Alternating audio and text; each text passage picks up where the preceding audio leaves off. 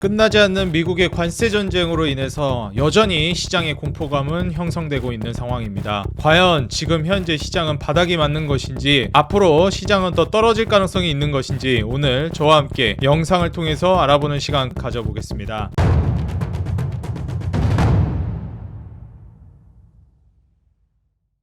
네, 반갑습니다. 주식장인 유튜브 구독자 여러분들, 주식장인입니다. 일단 트럼프를 기반으로 해서 이 미국의 관세 전쟁이 계속해서 끝나지 않고 불거지고 있는 상황입니다. 사실 이제 트럼프가 꼬리를 내리는 상황으로 가지 않을까에 대한 의견들도 나오고 있는데, 사실 여기에 대해서 시장 하락이 끝났다라는 의견과 아직이다, 시장에 대한 하락이 아직 끝나지 않았다라는 의견이 팽팽하게 맞서고 있는 시점이에요.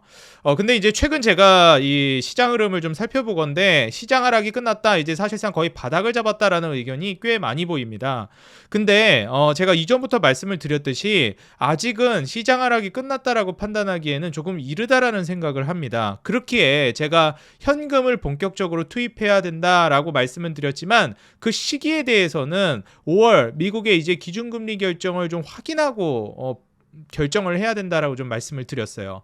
조만간 이제 미국이 기준금리 인하를 할 가능성이 점점 높아지고 있는 시점인데, 아직 한 것은 아니기 때문에 거기에 대한 논의가 앞으로도 좀 이루어져야 합니다. 기준금리 인하를 다시 재개하면서 본격적으로 인하 국면으로 나아가기 시작하면 그 초반부에는 아무래도 이제 불경기에 대한 모멘텀이 시장을 장악하기 때문에 그로 인한 증시 충격이 있을 가능성이 있습니다. 물론 스태그플레이션 우려로 인해서 관세발 이제 증시 급락이 이미 한 차례 나왔지만, 추가적인 하락이 보통 일반적으로 금리 인하를 시작하는 바로 그 초입부에 또 나오기 때문에 시장 하락이 완벽하게 끝났다라고 해석하기에는 조금 이르다라고 좀 보시는 게 어떨까. 한 5월에서 이제 6월 정도 미국의 금리 인하 스탠스를 좀 보면서 시장이 바닥을 잡았다라고 평가해도 늦지 않을 거라고 보여집니다. 그래서 오늘 영상 통해서 화면을 통해 같이 한번 좀 분석해보는 시간 가져보도록 할게요.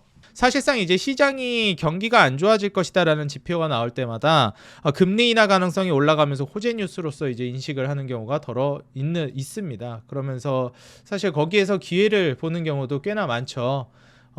이제 최근에 원래 미국 연준 이사가 높은 관세에 따른 미국 인플레는 일시적일 가능성이 높다라고 얘기했습니다. 그도 그럴 것이, 제가 이전부터 말씀드렸지만 미국이 이 판넬 들고 와가지고 어느 나라 관세 얼마, 여기 관세 얼마 이렇게 상호 관세 부과했던 그 수치들은 사실 우방국들 입장에서는 그 수치가 최고치일 가능성이 굉장히 높다라고 말씀드렸어요. 앞으로 관세는 낮아지면 낮아졌지 떨어질 일은 없다. 그렇기 때문에 4월 초에 있었던 그 관세 충격이 사실상 최고치라고 이제 보셔야 한다 말씀드렸어요. 물론 중국은 별개의 문제지만 우리나라 같은 우방국들은 앞으로 얼마든지 낮아질 것이고, 그리고 중국을 오히려 이제 관세적으로 공격을 함으로써 우리나라가 반사이익을 봐서 사실 이제 중국과 미국의 관세 전쟁만 이제 진행된다라고 비교해 보면 우리나라는 상대적 우위를 이제 점할 가능성이 높고 중국의 물량을 뺏어올 가능성도 높다라고 표현했습니다. 그래서 4월 초에 이제 미국의 상호 관세 관련된 발표가 있고 나서부터는 뭐 각종 업종이라든지 그리고 국가에 대해서도 좀 완화적인 스탠스를 보여주고 있어요. 그래서 이제는 더 이상 긴축적인 모드가 관세에 있어서는 나오기 어려울 것이다 평가가 나오고 있고요. 4월 초에 이제 우리가 우려했던 그 관세발 인플레이션은 이제 그보다 심각한 이벤트가 나올 거라고 점쳐지지 않고 있기 때문에 앞으로는 물가가 우리가 예상했던 그 최고치 이상으로 올라갈 가능성은 없다라고 평가하고 있습니다. 트럼프가 자동차 회사도 도와주려고 검토하고 있죠. 그래서 자동차 관세도 이제 추가 면제를 시사하고 있고, 반도체에 관련해서는 이미 관련된 이야기가 있었습니다. 그리고 무엇보다 더 중요한 것은 한국이 다른 국가들 대비해서 이번 하락장에서 상대적 우위를 점할 수 있는 찬스가 있다라고 보는 이유가, 트럼프가 5대 우선 협상국을 이제 발표했는데 거기에 한국이 들어갔습니다. 관세 협상에 있어서도 급물살을 탈 걸로 기대되고 있고요. 최선 제한을 이제 요구했고, 무역 균형, 그리고 규제 완화, 방위비, 범정부 패키지를 마련했습니다. LNG 강자 이제 구글 지도 반출 전향 검토하고 조선 LNG 지렛대를 이제 기대하고 있는 상황이죠. 우리나라가 이제 미국과 딜을 하면서 조선이라든지 인프라, 특히나 이제 에너지 인프라에 있어서 협력을 통해서 한미 동맹이 이제 공고해질 것으로 기대되다 보니 이런 우방국들에는 우선 협상을 해주고, 당연하게도 이제 특혜를 줄 가능성이 높다라고 우리가 해석해 볼 수 있겠습니다. 그렇게 되면 이제 중국과는 앞으로도 계속 싸우겠지만 우리나라는 중국과는 달리 상대적으로 이제 관세적 우위를 가져가게 되면서 미국 시장에서의 우위를 점할 수 있겠습니다. 미국 시장에서 우위를 점한다라는 게 어떤 의미인지 우리 구독자 여러분들 모두 잘 알고 계시리라 생각이 듭니다. 그 거대한 시장에서의 우위는 사실상 굉장히 큰 이제 이익을 가져갈 수 있겠고요. 관세 전쟁으로 인해서 이제 특히 더 정확히는 미중 간의 관세 전쟁으로 인해서 전 세계적인 이제 그 경기 충격이 올 수는 있겠으나 경기 충격이 다 같이 10%가 왔는데 그 안에서 우리나라는 중국으로부터 이제 뺏어오는 물량을 생각해 보면은 한 20-30% 성장한다라고 생각해 봤을 때 오히려 전 세계적인 충격을 중국이 이제 감당하고 우리나라는 오히려 플러스가 되는 효과를 기대해 볼 수 있겠다라고 저는 생각합니다. 그래서 이런 점을 한번 좀 고려해 보시면 좋겠고요. 결국 이제 앞으로도 제가 국제 정세가 어떻게 갈 것이다 말씀을 드렸듯이 우리끼리 잘 먹고 잘 살자 정서로 갈 가능성이 높아요. 누구 빼고? 중국 빼고. 미국이 두려워하고 있는 것은 사실 불경기가 아닙니다. 경기 침체가 아닙니다. 그것보다 더 무서워하고 있는 것은 경기 침체가 나오면서 유동성을 확보하면서 금리 인하가 시작됐을 때 이제 미국으로 모여들었던 자금들이 주변국들로 퍼져나가게 됩니다. 약달러가 전개되면서 요즘 같은 시기죠. 이렇게 이제 약달러가 전개되면서 주변국들로 돈이 퍼져나갔을 때 중국으로 돈이 너무 많이 퍼져나간다는 거예요. 그러면서 중국의 성장률이 너무 이제 높게 책정이 되고 성장을 많이 하다 보니 이렇게 가다가는 중국이 미국을 앞질러서 패권국 지위를 이룰 수도 있겠다라는 위협을 받고 있는 겁니다. 그럼 어떻게 해야 될까요? 그렇죠. 긴축 모드가 들어갔을 땐 미국으로 돈이 쫙 몰려드니까 그건 상관이 없는데 완화됐을 때 중국으로 흘러들어가는 돈을 막아야 돼요. 그러니까 뭐를 건드린 거죠? 관세를 건드린 거예요. 이번에 금리 인하가 된다든지 유동성이 확보되면서 경기 부양책이 시작됐을 때 중국으로 돈이 흘러들어가지 못하게 그리고 흘러들어간다 하더라도 관세로 인해서 다시 그거를 걷어들일 수 있게끔 지금 조치를 취하고 있는 겁니다. 다른 나라들도 관세 부과하잖아요. 그건 명분이죠. 너무 이제 중국에다가만 딱 표적 삼아가지고 니네한테만 거둘 거야 하면 국제사회에서 이게 입장이 좀 그렇죠. 보기 모양새도 안 좋고요. 그냥 대놓고 싸우자는 거니까요. 그러니까 일단 다 때리는 것처럼 해놓고 다른 국가들은 완화. 그리고 중국도 오면은 완화해주겠다고 했는데 사실 이건 자존심 싸움이기 때문에 물러서지 않겠죠. 중국도. 그렇게 되면 결국 중국과 미국만 싸우는 모양으로 가게 됩니다. 전 트럼프가 이걸 전적으로 의도했다라고 보고 있어요. 자, 그렇게 되면은 이전보다는 경제 성장률이 다운될 수 있습니다. 그렇지만 최소한 중국이 미국을 뛰어넘는 일은 생기지 않게 되겠죠. 그리고 무엇보다도 그렇게 됐을 때 중국 관세로 인해서 타격을 받게 되면 중국으로 갔어야 할 물량들이 이제 다른 곳으로 가게 되는데 그게 바로 한국입니다. 지금 중국의 조선이랑 해운 관세 타격이 상당했죠. 한국이 반사이익 봅니다. 철강 한국이 반사이익 봅니다. 화학 반사이익 봅니다. 각종 이제 인프라 반사이익 봅니다. 한국과 이제 동맹을 맺게 되거든요. 뭐 한국만 반사이익 보진 않겠죠. 일본도 그렇고 여러 국가들이 반사이익을 받을 건데 특히 5대 우선 협상국, 특히 그 안에 들어간 한국은 반사이익을 많이 볼 것이다. 우리나라가 중국으로부터 타격을 많이 받은 경쟁에서 밀리면서 우리나라가 세계 시장에서 주도했지만 중국의 저가 물량 공세로 인해서 산업이 상당히 피해를 입었던 것이 이제는 전성기를 다시 또 누릴 수 있게 되는 시점이 오고 있다. 이렇게 말씀드립니다. 이번에 이제 뉴욕 여는 4월 제조업 지수가 마이너스 8.1로 기업 단기 전망은 24년 만에 최악이 나왔습니다. 제조업 지수가 이제 꺾이고 있다라는 것은 경기가 안 좋아지고 있다라는 걸 뜻하죠. 지금 미국 역시도 경기는 계속해서 좋아지지 않고 있습니다. 지금 뉴욕주의 제조업 업황이 2개월 연속 위축세를 이제 이어가고 있는 상황이고요. 불경기 지표들이 계속해서 나오고 있는 상황입니다. 여기에 따라서 물가는 이제 우리가 우려할 만한 수준이 아니다라고 말씀드렸습니다. 3월 미국 수입 물가가 깜짝 하락했습니다. 당연하게도 유가가 급락했기 때문이겠죠. 그런데 4월달 유가 급락한 걸 생각하면 앞으로 수입 물가는 어떻게 될까요? 더 떨어질 겁니다. 자, 여기서 이제 EU가 미국과 첫 협상에서 자동차 무관세 논의를 했는데 식품 디지털 규제 쟁점이 될 것 같습니다. 유럽과도 사실 그렇게 크게 뭐 첨예하게 대립하고 싶어 하진 않습니다. 트럼프는 그냥 협상 우위 전략만 가져가고 싶어 하는 거지. 그래서 이런 관점에서는 협상을 이제 진행을 하면서 너무 이제 그 무리가 되지 않는 선에서만 저는 뭐 스무스하게 협상을 이어가지 않을까 예상이 되고요. 현재로서는 크게 이제 뭐 진전이 되지 않았다라고 평가하고 있는 건데 앞으로는 이제 차근차근 진행이 될 거라고 보여집니다. 중국 편만 들지 않으면요. 그리고 이제 중국은 자국 항공사의 미국 보잉 항공기 인도 중단 명령을 내렸습니다. 당연하게도 관세 전쟁에 따른 보복 차원이라고 보여집니다.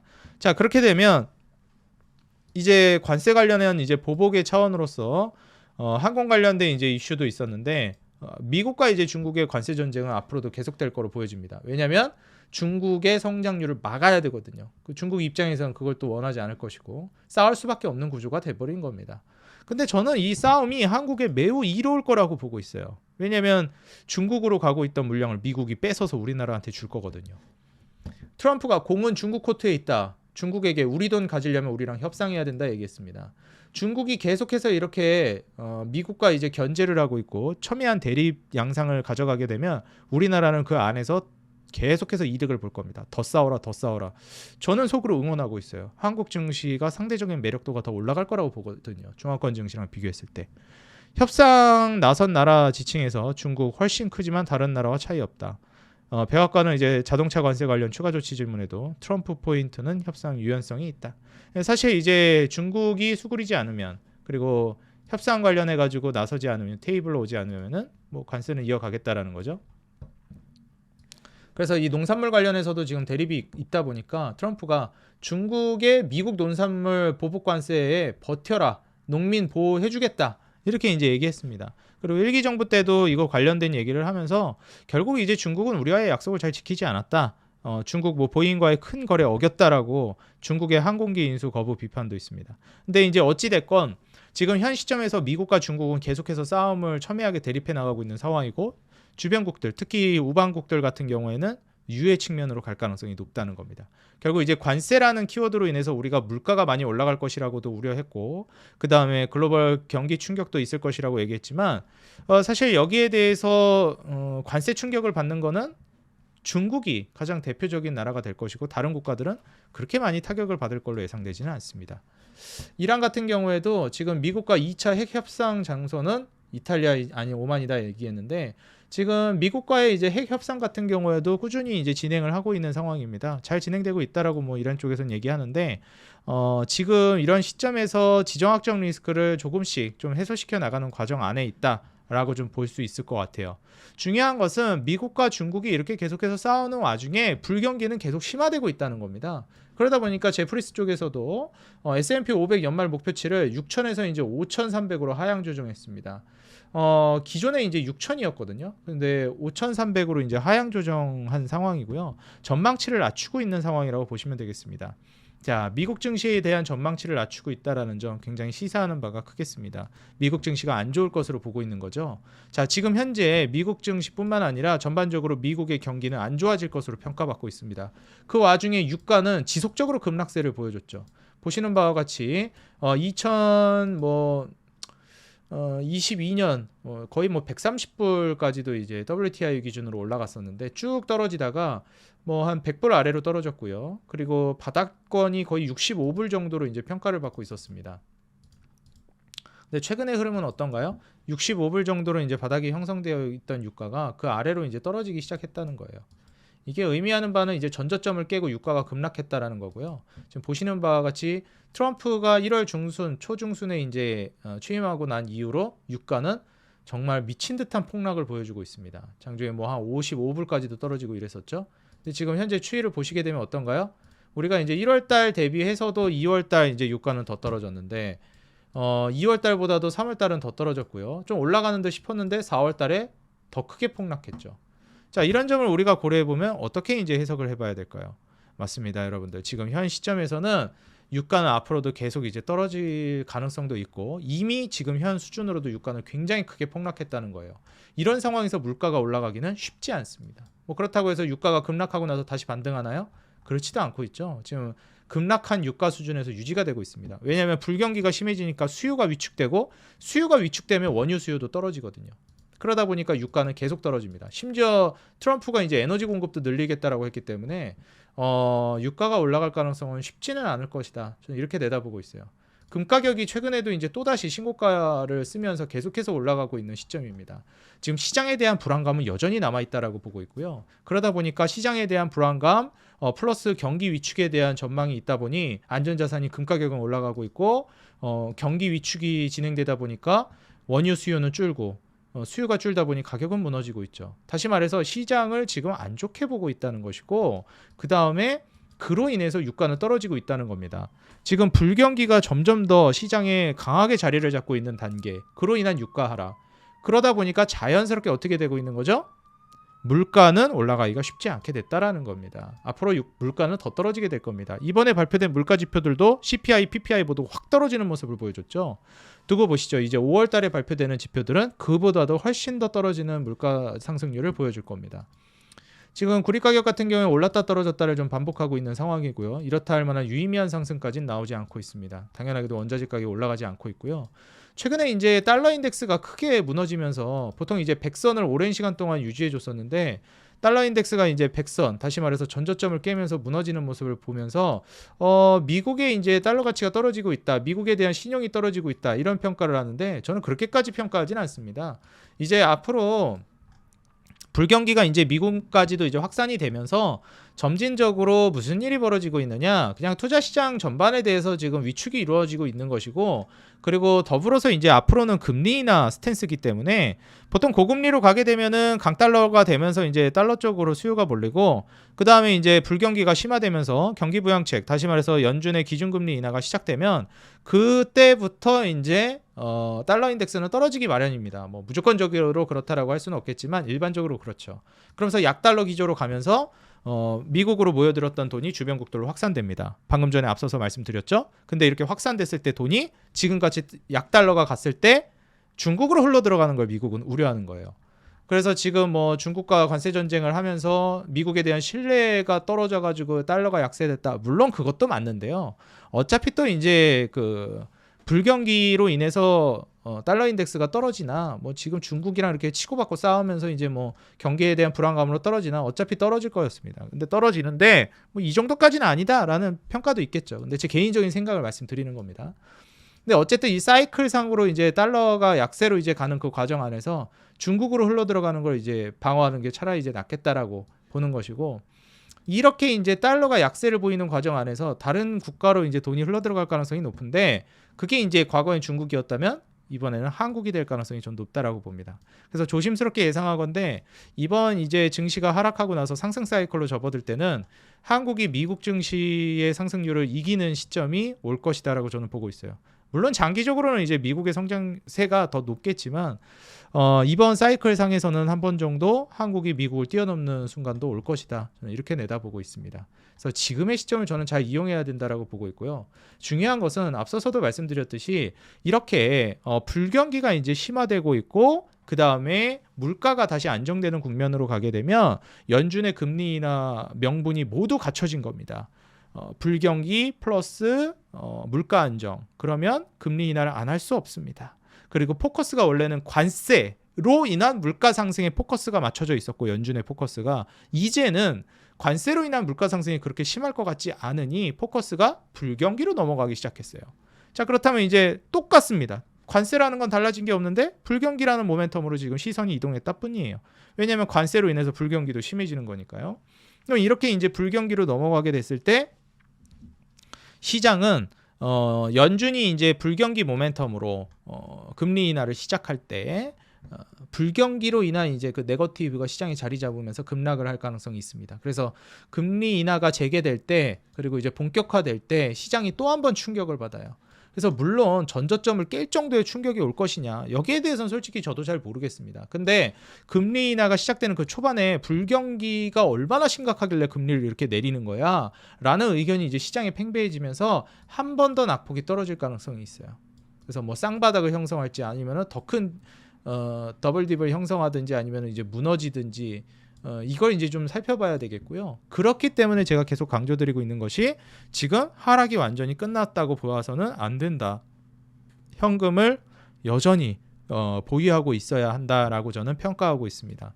그래서 우리 투자자 여러분들이 지금 이번 주에 우리나라가 또 기준금리 결정을 합니다. 조심스럽게 예상하기에는 우리나라는 이번 달에는 기준금리 인하를 하지는 않을 것 같아요. 왜냐하면 이미 지난번에 미국에 앞서서 선제적인 금리 인하를 했기 때문에 또다시 금리 인하를 선제적으로 할 가능성은 낮다라고 보여져요. 물론 환율이 지금 1,400원 초반까지 다시 안정이 되긴 했지만 1,400원 초반도 이게 안정됐다라고 볼 수는 없는 수치거든요. 그렇기 때문에 환율적인 그 불안감을 좀 고려해 봤을 때, 그리고 외국인들의 투자자금 이탈이 너무나도 강력하게 이루어졌습니다. 그렇기 때문에 외국인들의 투자자금 이탈을 고려해서도 추가적인 기준금리 인하를 단행할 가능성은 낮다라고 보여져요. 보시다시피 2024년 중순부터 이 노란색 선이 외국인인데 계속 한국을 이탈하고 있죠. 최근 흐름도 지속적으로 빠져나가고 있습니다. 오늘도 빠져나가고 있어요, 외국인들. 선현물 시장에서 모조리 한국을 떠나고 있기 때문에 이 추이를 생각해 본다라고 하면 외국인들 투자자금 이탈을 고려했을 때 환율 달러 인덱스가 이렇게 떨어지지 않았으면은, 그나마 달러 인덱스가 이렇게 떨어졌길 망정이지 이렇게 안 떨어졌으면 환율 방어 안 됐습니다, 제가 봤을 때는. 그래도 뭐 약달러 기조로 가고 있는 구조다 보니까 외국인들이 한국을 이렇게 떠남에도 불구하고 환율 방어가 되고 있다라고 보여져요. 그리고 무엇보다도 일단 이런 상황 안에서 환율 방어에 대한 그 불안감이 있기 때문에 이번에는 좀 동결할 가능성이 높고요. 그리고 무엇보다도 5월 초에 미국이 이제 기준금리 결정을 합니다. 6월도 하고 이제 연달아서 해요. 5월부터는 건너뛰는 거 없이. 그러다 보니까 우리나라도 이제 5월 달에 또 기준금리 결정을 하거든요. 근데 지금 굳이 선제적으로 금리 인하를 한다? 한 달 정도 기다렸다가 5월 초에 미국이 어떻게 액션을 취하는지를 보고 또 그 다음에 5월 달에 이제 기준금리 인하를 하든지 결정을 할 것 같습니다. 그래서 우리나라도 그렇고 미국도 그렇고 앞으로 기준금리 인하는 계속 될 건데, 장기적으로는 그 과정 안에서 우리나라가 또 선제적으로 이번에 할 가능성은 낮다. 근데 5월 달에 미국이 기준금리 인하할 확률이 점점 올라가고 있고, 그때 안 하더라도 올해 중순부터는 이제 시작할 가능성이 높아지고 있다 보니 그에 따른 우리나라의 이제 추가적인 금리 인하도 미국을 따라서 할 가능성이 높아지고 있다. 다시 말해서 미국과 한국의 기준금리 인하 방향성은 이제 속도가 빨라질 것이다. 그 빨라지는 과정에 초입에서 시장이 한번 충격을 받을 가능성이 높다. 역사적으로 항상 그래왔다. 이런 점을 고려했을 때는 장기적으로는 금리 인하로 인해서 유동성이 확보되고 시장이 엄청난 화랑을 보여줄 것이지만, 그 초입이 시작되기 전인 지금 같은 상황에서는 아직은 시장 하락이 조금 더 남았다. 여진이 남아있는 상황이다. 이렇게 저는 말씀을 드리고 싶습니다. 왜 아직도 현금을 확보 어느 정도 해야 된다라고 말씀드리는지 이해가 되실 거라 생각이 듭니다. 지금같이 이제 혼란스러운 시장 안에서 내가 어떻게 대처해야 될지 잘 모르겠다 하시는 분들은 제가 텔레그램 방에서 우리 구독자 여러분들 위해서 로봇 관련된 자료집이라든지, 그리고 더 나아서 시황도 잡아드리고 그리고 브리핑까지도 잡아드리고 있습니다. 이 영상 하단에 더보기란이랑 고정 댓글에다가 텔레그램방 링크 남겨놨고요. 그 링크 클릭하시면은 텔레그램 어플만 다운받고 오시면 바로 입장됩니다. 비밀번호나 개인정보 내는 거 아무것도 없고요. 우리 구독자 여러분들 위해서 100% 무료로 운영하고 있는 텔레그램 방이니까 꼭 들어오셔서 혜택 받아가시기 바라겠습니다. 그리고 채널 홈에 들어오시게 되면 이 채널 홈에도 더보기란에 이렇게 링크가 있으니까 이 링크 클릭하셔서 텔레그램 방 들어오시면 되겠습니다. 여러분들 사랑에 힘입어서 구독자가 5만 명을 넘어서 쭉쭉 성장하고 있습니다. 진심으로 감사드리고요. 뭐 10만 명, 100만 명 넘어서까지도 꾸준하게 정진해 나가도록 하겠습니다. 아직 구독을 눌러주지 않으셨거나 처음 방문하신 분들은 구독과 좋아요, 알람 버튼 눌러주시면 더 돈 되는 정보, 도움되는 주식으로 보답하겠습니다. 그리고 여러분들 짧게나마 시간 내셔서 응원 댓글 달아주시는 거 정말 큰 힘이 되고 있습니다. 짧게라도 괜찮으니까 조금만 시간 내셔서 응원 댓글 달아주시면 감사하겠습니다. 항상 우리 개인 투자자 여러분들의 수익 그 하나만을 위해 여러분들이 돈을 벌어야 제가 돈을 번다는 모토로 앞으로도 꾸준히 정진해 나가도록 하겠습니다. 지금까지 주식장인이었습니다. 감사합니다. 기회를 잡는 하루 되시기 바라겠습니다.